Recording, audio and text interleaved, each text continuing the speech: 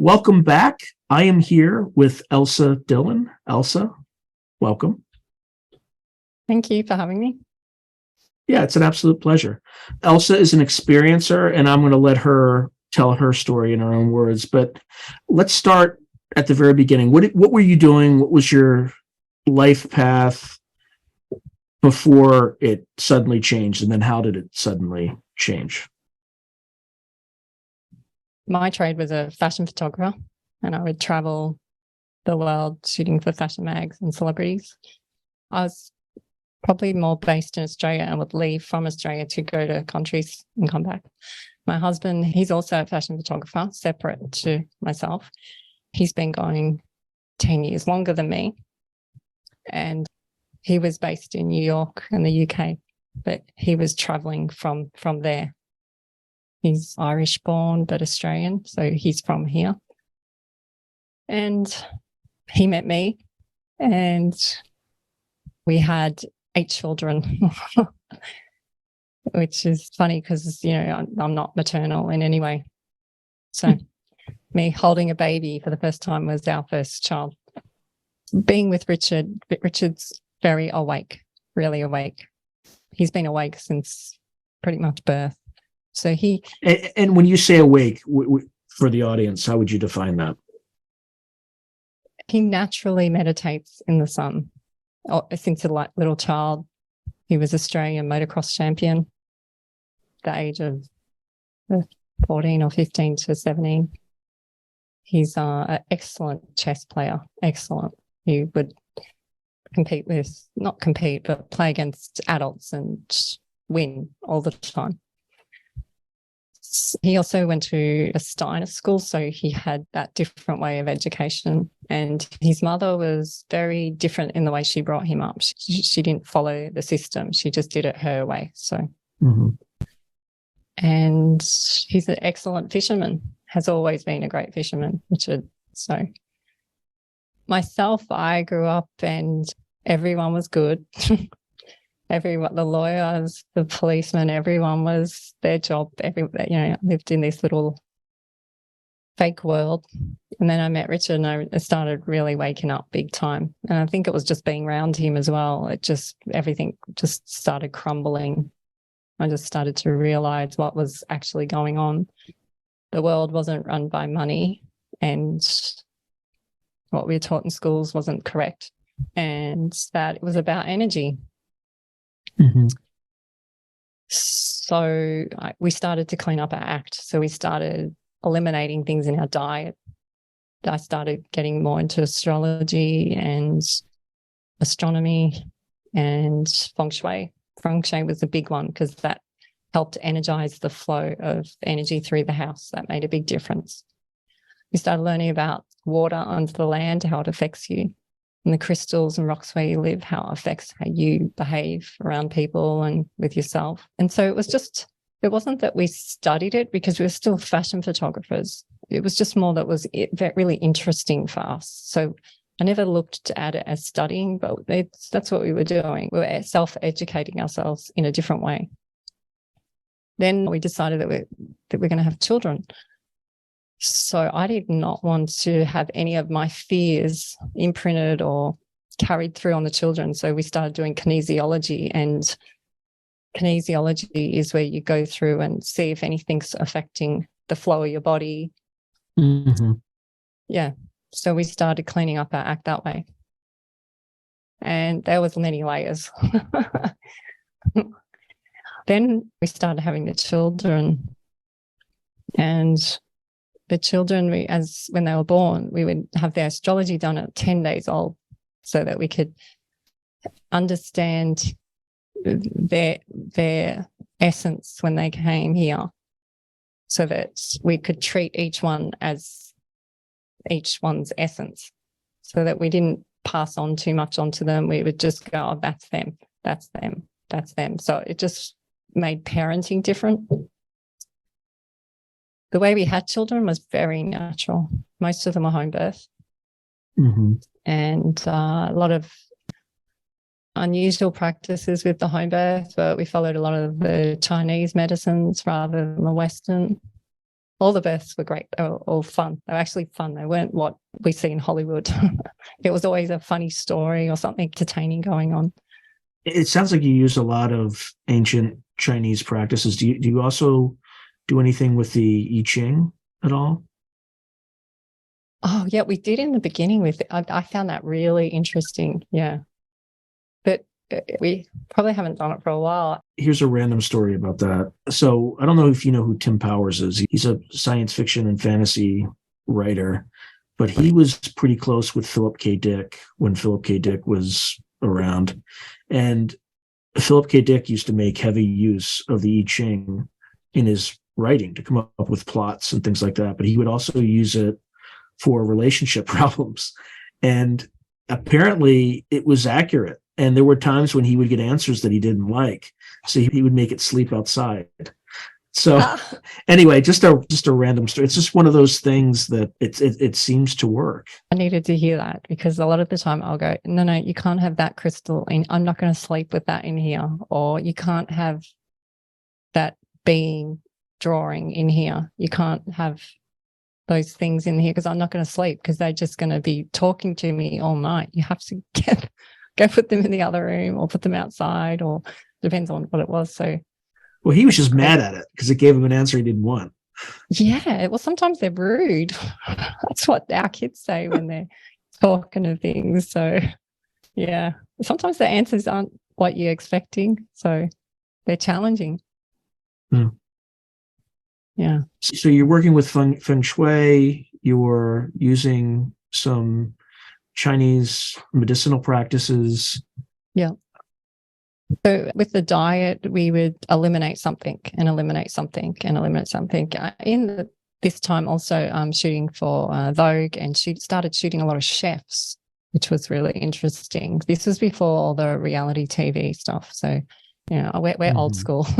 we were shooting before digital came in. So I'm shooting a lot of, I shot a really well-known food book that the chefs were showing me how to cut the food and the energy in it. A lot of the Japanese chefs were saying how much the food has been touched before you put it in your body and things like that. So we started to realize how many processes has this food gone through before you collect the energy of it. So then where's the energy of that food been? So now we're checking on the source of the food. So now then we start checking on the frequency of the food, because this is all going into us. So that's how we sort of started going with the diet. So we started eliminating things that way as well. Now, when you say the frequency of the food, what do you mean? So first learning that the world doesn't revolve around money, it revolves really about energy.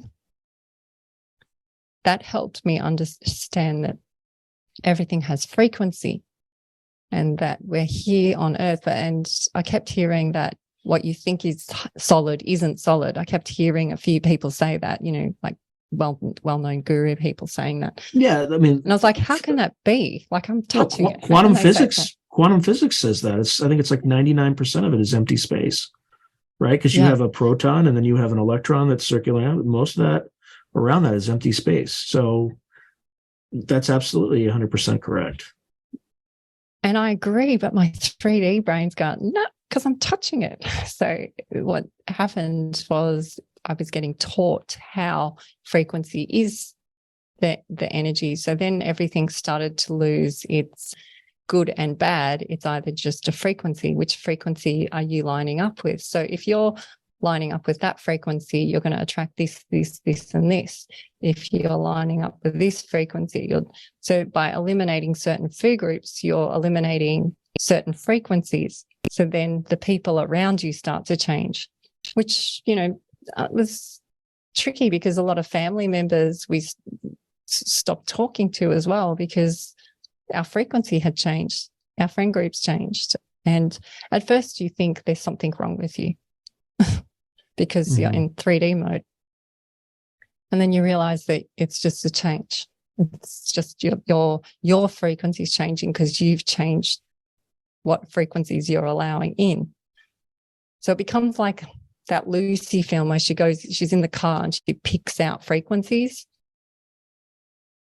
And she picks them out through the windscreen. And I use that as an example because now we're selecting, we're going, okay, we're going to eat that. We're going to eat that. We're going to be around those rocks. We're going to be around this type of house. We're going to find where the water goes under the house so we understand how it affects our bodies, the magnetics of it. We're going to tap into the moon cycles and the energy from the sun. So then we understand those frequencies as well. And the more and more you keep doing this, it's like it fine tunes you a little bit. Yeah, you're tuning. Yeah, it's literally. It's so like just a radio. Right?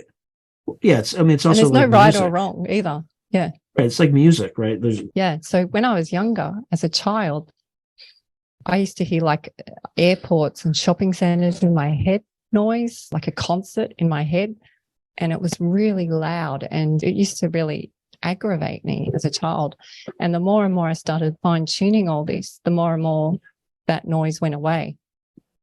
And it was like I was getting all the messages, but they were all cramming in all at once. Whereas now that I fine tuned it, I can zoom in now on a frequency. So I can zoom in on a frequency when I'm talking to someone or when I'm with the kids or when I'm with animals and it really clearly comes through. And sometimes if it's a new frequency, it can rattle my body or give me a earache or I get a headache or I'm tired. But once I get used to it, now I can understand. So again, tuning it. So for us tuning to frequency to food we eat, to an animal, to an experience or a happening or a ghost, it's all the same.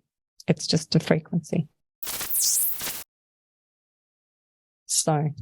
And a frequency of what? So like with sound, frequency is just vibrating air molecules, whereas with light is just a visual light's just different frequencies at which photons are traveling, right? Or just when you're looking at a wave, when it comes to reality, what medium or media are these frequencies determined by? Well, I thought all that as well, but when I'm sun gazing or if I'm in the sun, sometimes the sun energy can come through and it's really noisy in my head, like really noisy, like to the point where I hold my head here because it's quite. And at first I thought it was just the sun was too bright, but it's not. It's through different times of the day now. And so a lot of people that are really spiritual have said, oh, is that light language? And look, I still don't know what all the terms are, but I do know that it's a message. A lot of the terminology, my husband and I and the children have made up names because we've just been doing all this keeping it to ourselves. We went on social medias about this. We've only really been coming out about this for a year. You're going to get a lot of noise from social media. Yeah, well, we just kept it to ourselves because it was just our business. It wasn't really, and we didn't want to offend people. It was people would get uncomfortable with this kind of talk or, they were eating foods that we weren't, and they didn't want to know about what we knew. They didn't want to hear the preaching. And it wasn't our job to preach to anyone. So a lot of the terminology, I always have to double check because Richard said, make sure that when you're speaking, because you've got a lot of spiritual ET experts out there, make sure your terminology is the same as what it means to them. Otherwise, you might become confusing. But I've had to have the terminology so that also our family would understand because our kids are going through all these experiences that we're going through from a young age. So let's go there. So you're doing all this stuff. When's the first time you had something that seemed outside of mainstream reality? Not your reality now, but the reality that most people are trapped in now. The biggest one would be we started seeing craft with the kids.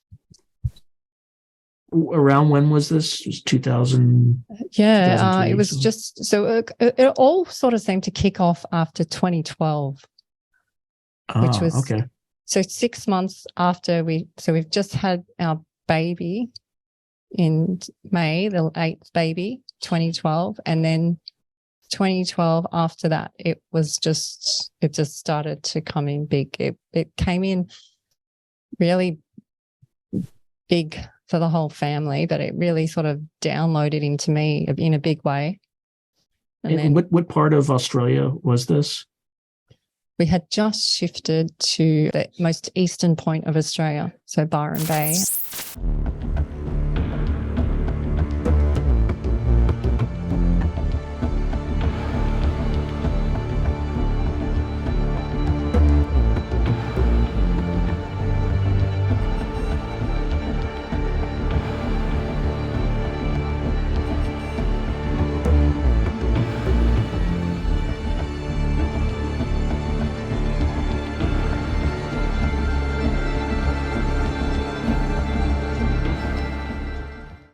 And we were living in a country. Okay. Yeah. So we had shifted from Sydney up here. And my understanding is that there's some ruins there in Byron Bay. Yeah, we keep finding lots of things. We get taken to them literally when we're doing clearing or grounding work. Where we lived in Sydney, there was the Gosford glyphs. Now that's the one where the Egyptian hieroglyphs are, and that's where we were.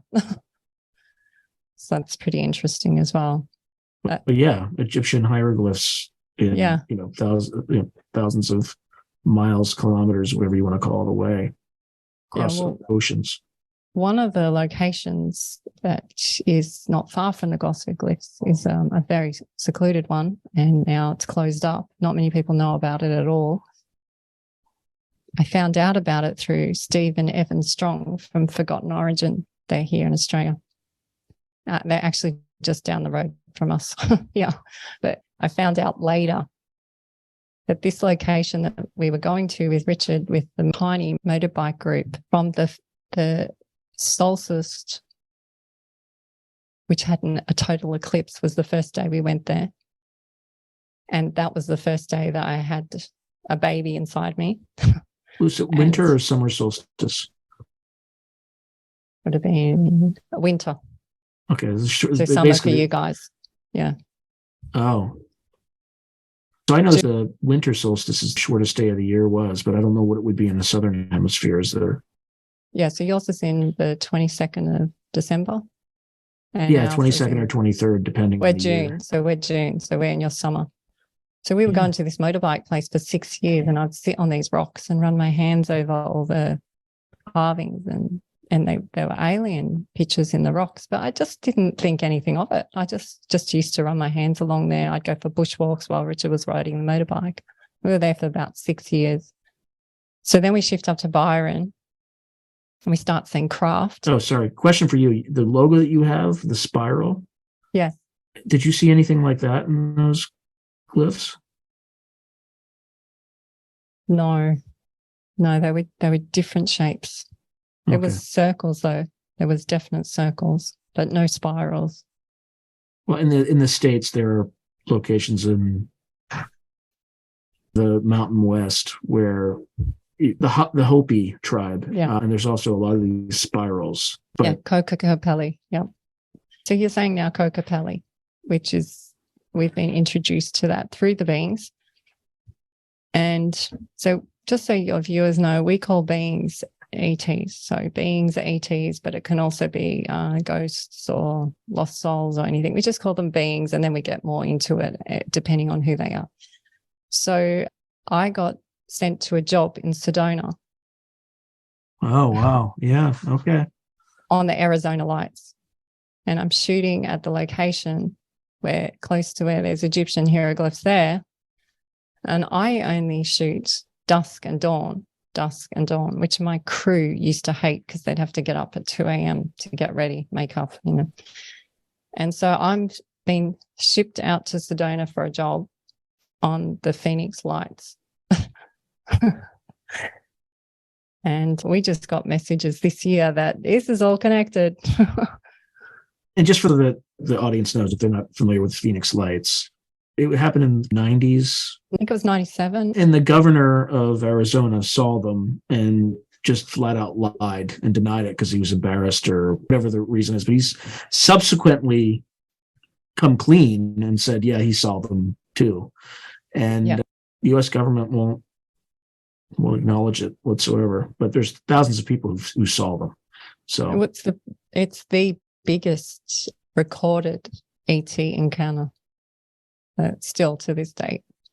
And it went on for months. They make it sound like it only was one night. It wasn't. It went on for months. And it went from there to Mexico too, as I saw. It wasn't just Arizona. It spread. It was similar encounters. And what did you see? I didn't see it, but I was there Okay. on the days. Yeah, I was right there on dusk and dawn.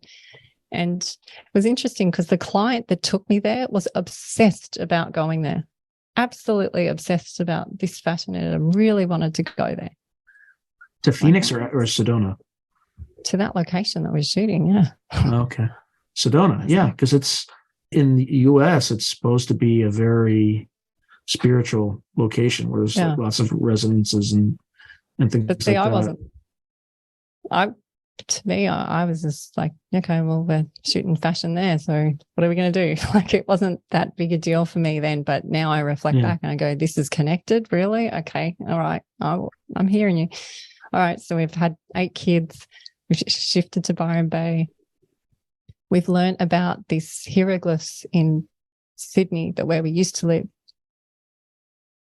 And then I started having so now it's gone from the stars moving really weird in the sky to we started having a lot of military encounters around the house, and just unusual things happened to us. People would come up to us in the streets and touch our hands, and like stuff that we thought it was people in Byron, to be honest. We just thought, oh, maybe it's just people in Byron, but they would come up and give us gifts and food and hug us, and I'm like, what is going on? People come up to Would they say anything when they did that? You're like ETs. Yeah, they thought some of us said you're like an ET, and I was like, what are these people talking?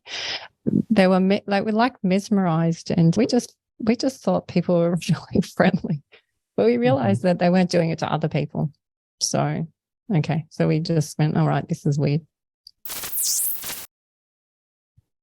So we shift up to Byron and we start seeing all the lights, the moving stars. We get taken back and we start realizing that everything has got a purpose that we've been doing through our whole life. Nothing's random. And then we shifted to another home. And because I would go out in the middle of the night because I would hear things in the clouds like metallic screeching and trumpets. Mm-hmm. And since, coming out, a lot of people have talked about this. They've heard the trumpets in the clouds. And so that was good because it was a confirmation for me. A lot of the time I had to work out that I wasn't going crazy. I'm not going crazy. No, I'm not going crazy. It's another happening. It's another process of learning. And I guess working it out by ourselves gave us even more confidence with our story because we weren't relying on anybody else. It was just situations that have happened purely to us that we're sharing. It's not accumulated from anyone else. It's just, this is what happened. If you don't want to listen to it, I totally get it. But this is what happened. Our kids have experienced it. The animals that we live with experience it as well. So we shift to another little farmhouse up here. And within a few months of living there, I would hear noises or get taken outside from the animals. Mm-hmm. And I was in the horse herd, and then we had the huge craft come over, like the lowest. And that was... What did it look like?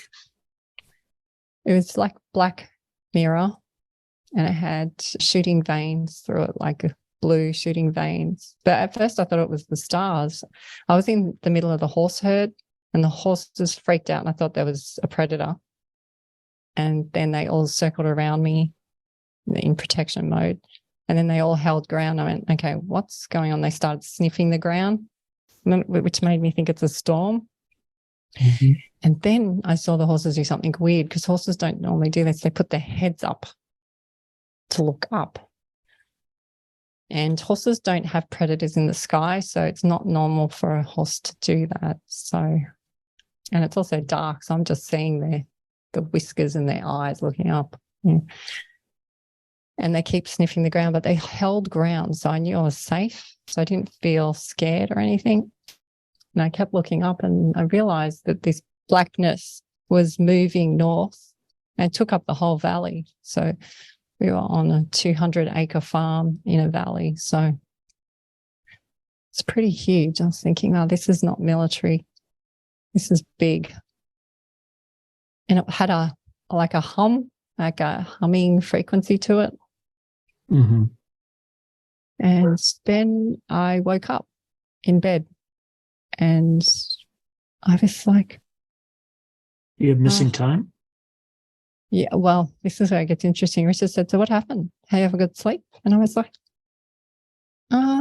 yeah, actually, I just had a dream. And so I thought it was a dream. And then I went back outside and I realized my shoes were where I had left. Hang on a second. All right, now, okay, I'm acknowledging this. So I came back inside and I said, I think I had a really big craft experience. And he went, I told him about it and he went, wow, that is the biggest one we've had. And that was it. This is where it gets weird. The next month after that, my husband and kids were like, what is wrong with you? You smell different. You talk different. You sound different. You don't have, your personality's different. They just stopped calling me mum. Richard and I were sort of started to argue because I was like a foreigner to them. It was like I was a complete foreigner. And it gradually kept getting worse. But to me, I was the same person. So I had no idea what was wrong. To me, I was like, why are they all so angry at me? And Richard went, you know what? We should just go and do kinesiology. This is just not working for the family. This is probably about 2 or 3 months. So we went to kinesiology and they checked everything. They checked my oils and hydration and they checked family. Everything was fine. And she said, I'm just going to do one last check. I don't normally do this one, but I'll do this one. I'll just check. I just have a hunch to do it. She did it and she asked if it was an outer world I experienced. And it was like bang, and said that date straight away. And I looked at her and she was a little bit shocked by it, because it wasn't something that she was ready to hear. So she left the room. And I was going, wow, so I'm not possessed. And the kids are going to be really happy about this because it's not me. And then we worked out that I had been gone for 10 years. And I was like, but what do you mean I was gone for? So I was up on the craft for 10 years. But it was only like 10 or 20 minutes Australian time, or this is relative time, right? Yeah, but I was like, never heard this before. I don't understand it. That's okay. These people want me out of their office. It was way too buzzy for them, so I got out. Richard's waiting in the car. I told him, and he goes, "Oh, that's great. At least you're not possessed." Like, because they're thinking demons or something. And he goes, "So it goes back to that date." And I went, "Yeah, it goes back to that date." And we kind of then left it because, we're seeing these craft and everything. So we were just like left it as it is. Well, that was like the catalyst. It was like once I had acknowledged it with Richard and the kids, bang, they all started connecting big time and the happenings started, and the kids started communicating with beings. They start drawing them. We're having 3D experiences. They're having them in the dreams. They're having dreams where they connect with each other, not one, but 2 or 3 of them. They're having real life encounters in different locations when they're out surfing at night, when they're doing their chores. And we're having it when we're out and about. We're also having shapeshifters, you name it. We've had lost souls, we've had ghosts, we had ghosts in the house. It was like they came in. It was like, okay, they're all awake. They're all acknowledging now. They're all ready. They're not sleeping now. We can come in and let's do this. And it's been pretty amazing the last few years. It's just been one thing, the next, and it doesn't slow down. It only speeds up. Is this a family specific thing, or is there something about the location of where you are that's special in some way, a mixture of both? I thought it was location, but they've shown me, we call it time collecting, where they take you back in time, or they take you to moments and you go back and you collect information, and that creates expansion of your knowledge. So I get taken back and we go back to when I was a child, or when Rich was a child, or even the other incarnation. And they'll take us back and they give us information, we expand on it, and then we bring it back to this present now. Now, do they do this in non-physical space, or is it physical? Is it when they take you back? Is it in dreams? I actually don't think there's one way they do it. I feel like they do it when I'm awake. They've done it when I'm asleep, and they've done it in dreams, and they've done it in meditation. Sometimes they have done it if I did a group meditation with people, they would connect not only through me, but through whoever was in the group, a few select people in the group. So we've had, it's like they're showing me all the different possibilities of how they can connect. We have one daughter who's electrical, born on electric storm. I got electrocuted, had quite a few near deaths with her. And while I was pregnant with her, the beings connect through electricity with her. Lightning, fridges, anything electrical, anything with an electric buzz. They seem to communicate through her with that. So they're showing us. Also, like I would question, why us? Like, why us? We've got already a lot to do. We've got a big family, but it was like, we're going to make it so extreme, and so many of you, that you can show all the differences in one family. Like this one, this way, this way. It's a ghost. It's a dragon type energy. It's the whales, like real whales encounters. It's the horses. It's the stones. It's finding sacred sites. It's all of it. Then you've got all the astrology, and then you've got all the astronomy. It's all connected in. It's all connected together. It's not separate.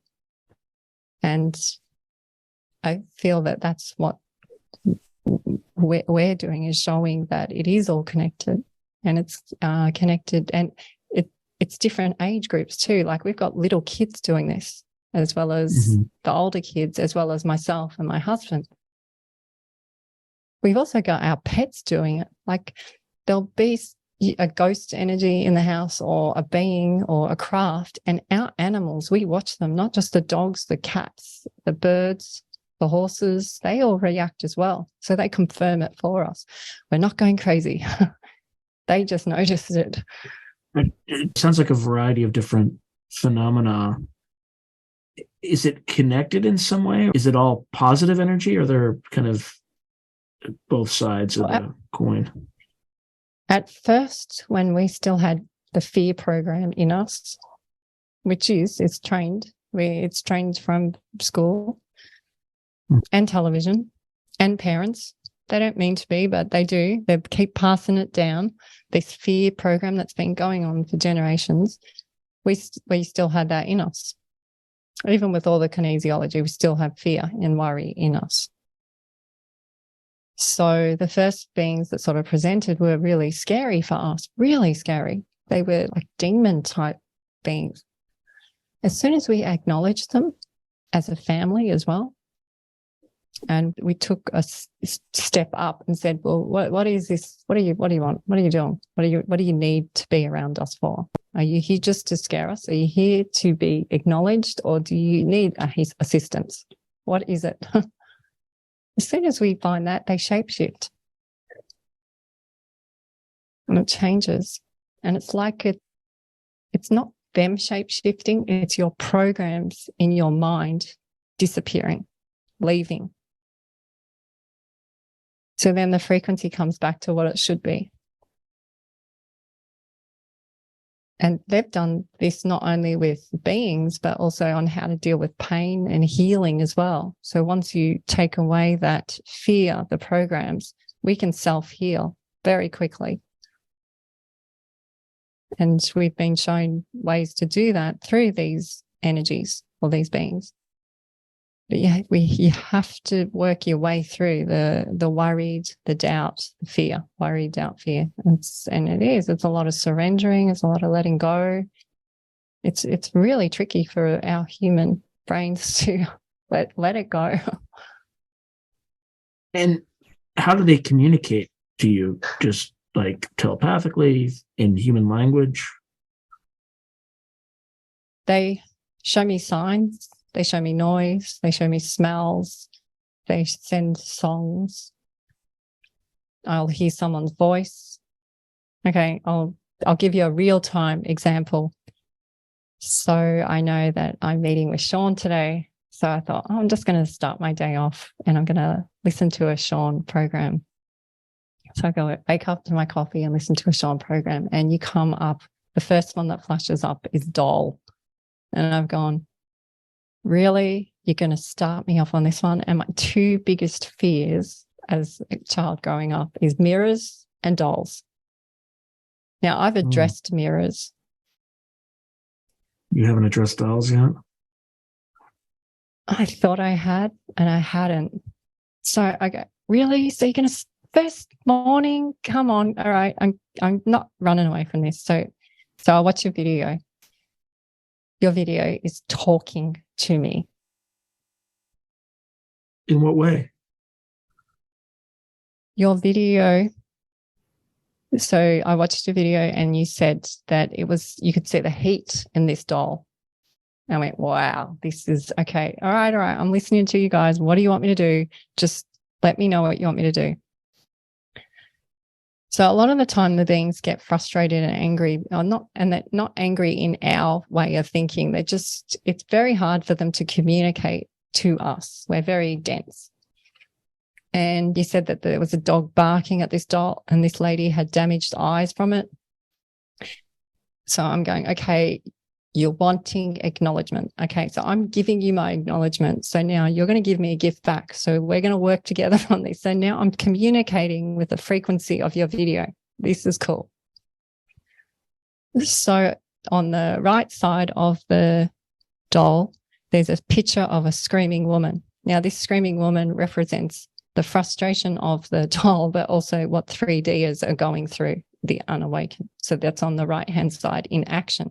On the left side, you have yellow tarot cards. And I'm going, all right, the other thing that I don't enjoy doing is tarot cards. I'm not big on tarot because it's old world and I just think it's tired. So now you're showing me the yellow tarot card. Well, so I don't have that tarot card deck, so I can't get information from that. And they're going, you got to keep looking. They also showed me on the bottom of the doll is a crested horn, which is it's gold. We're in new moon phase. So I'm realizing now this doll is communicating and is wanting real time. So, okay, I'm understanding real time.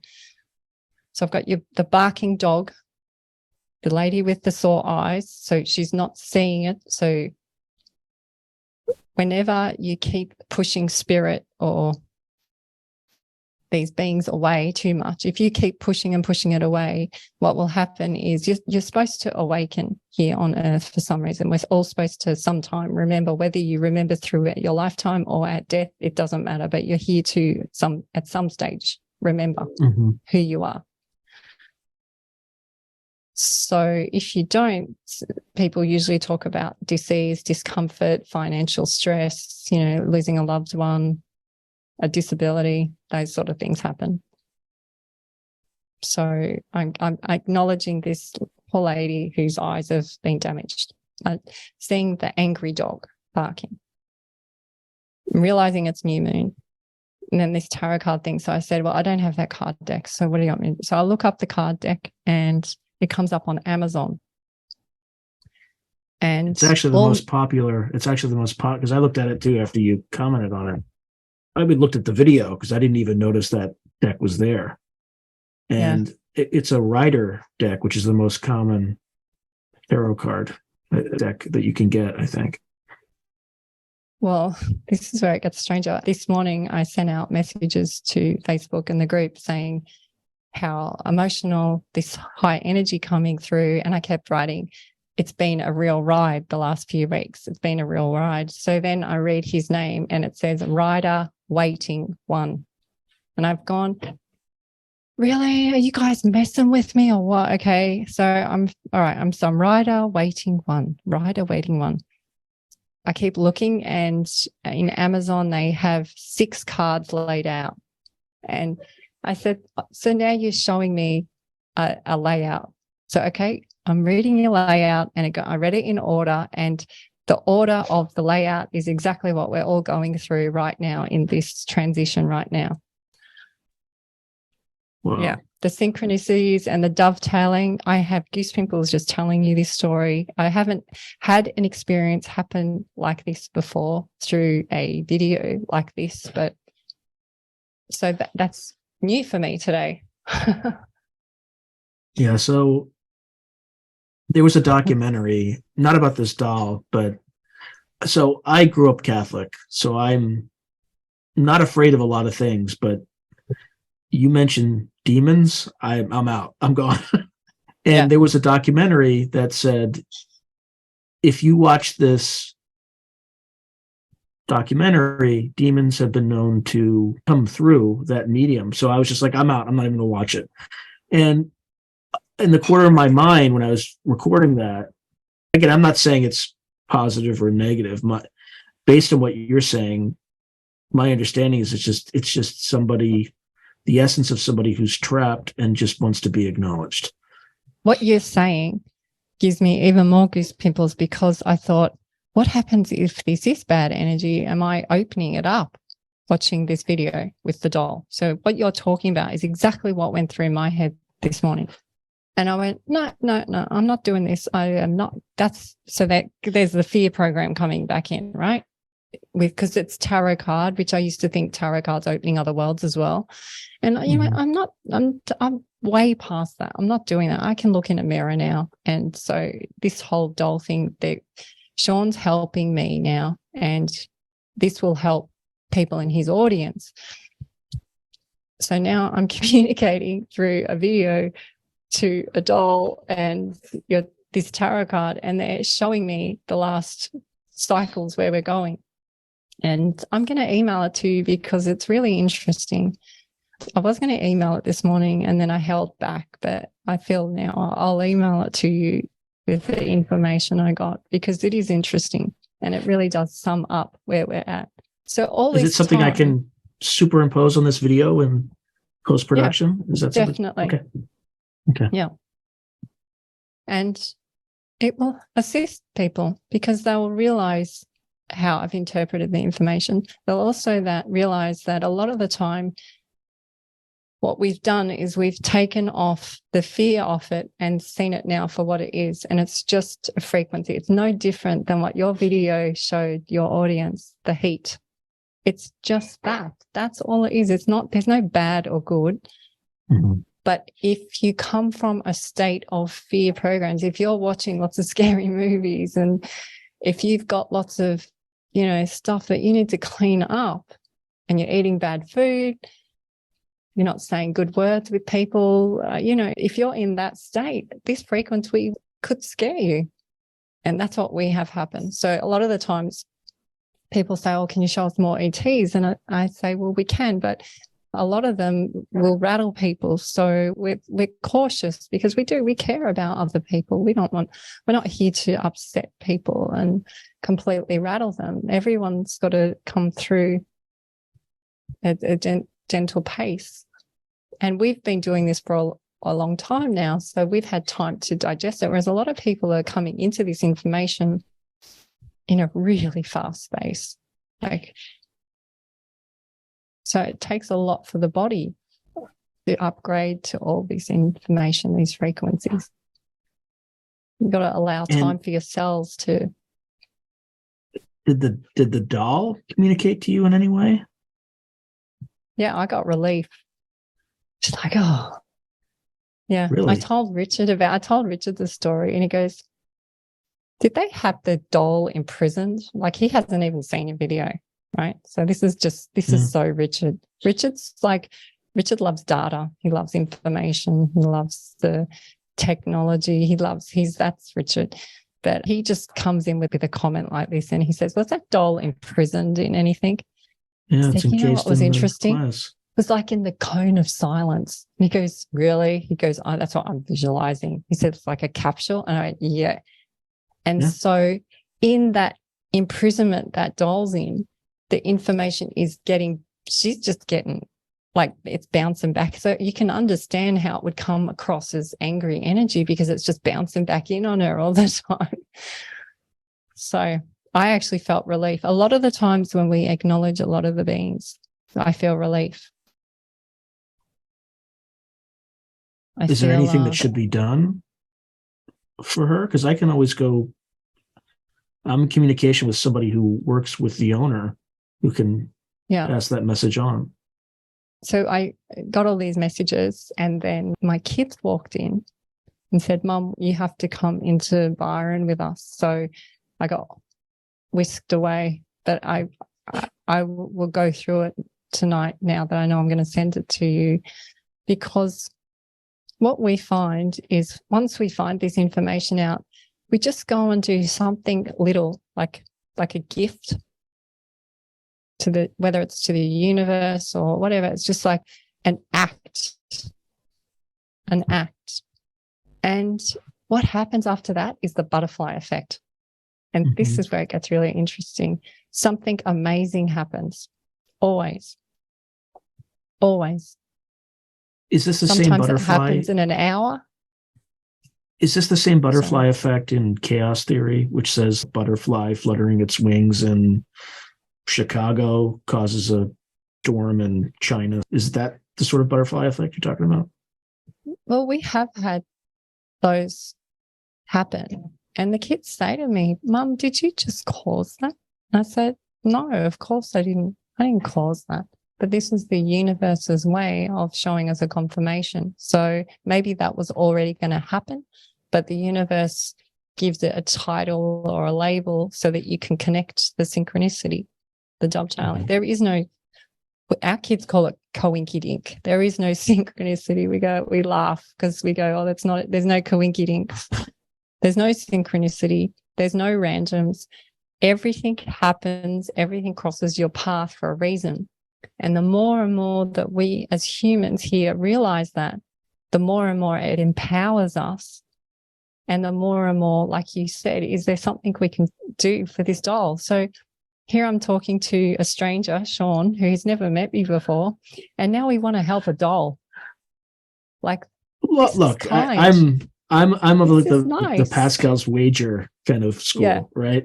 I don't know if there's a heaven or a hell, but I might as well act as if there's a heaven, because if I'm wrong, I just don't exist, and so it doesn't matter. But if I'm right, then I can avoid. Yeah, it's terrible theology, but there are tons of things that 300 years ago we didn't know exist, like radiation and things like that, things you can't see but exist. So I'm not saying that you have to acknowledge everything that you see, but there's something to the universe that we don't know. We're still a very ignorant species in many ways.